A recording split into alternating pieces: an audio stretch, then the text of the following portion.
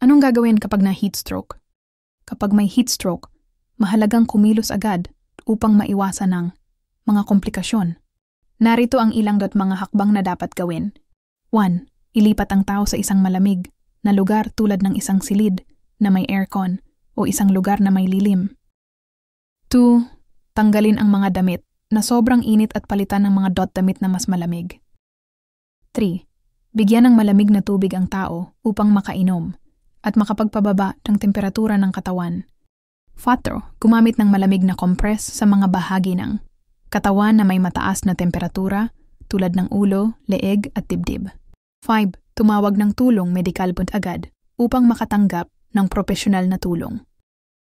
Mga dapat iwasan na may heat stroke. 1. Huwag bigyan ng gamot na pampababa ng lagnat ng walang payo ng doktor. 2. Huwag gumamit ng mainit na tubig upang pababain ang temperatura ng katawan. 3.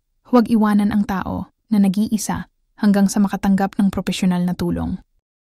Mga senyales kapag wala ng heat stroke. 1. Pagbaba ng temperatura ng katawan.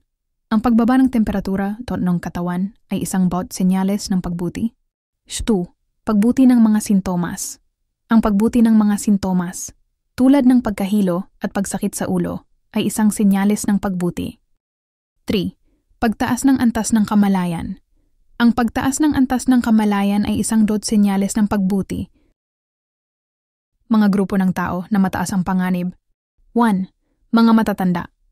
Ang mga matatanda ay mas mataas ang panganib na magkaroon ng heat stroke dahil sa pagbaba ng kanilang kakayahan na magregula ng temperatura ng katawan. 2.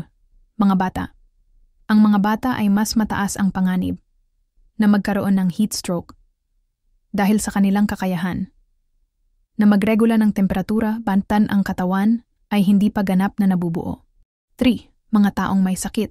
Ang mga taong may sakit tulad ng hypertension, diabetes, at kidney disease ay mas mataas ang panganib na magkaroon ng heat stroke. 4. Mga taong may obesity.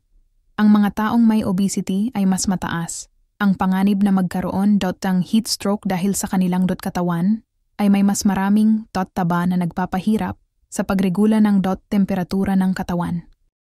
Kaya ngayong mainit ng panahon, siguraduhin na uminom ng tubig. Sa mga taong may high blood, huwag kalimutan uminom ng maintenance para maiwasan ang stroke at atake sa puso. Kaya bago tayo umalis ng bahay, alamin ang panahon at ang temperatura. Mag-ingat po tayong lahat.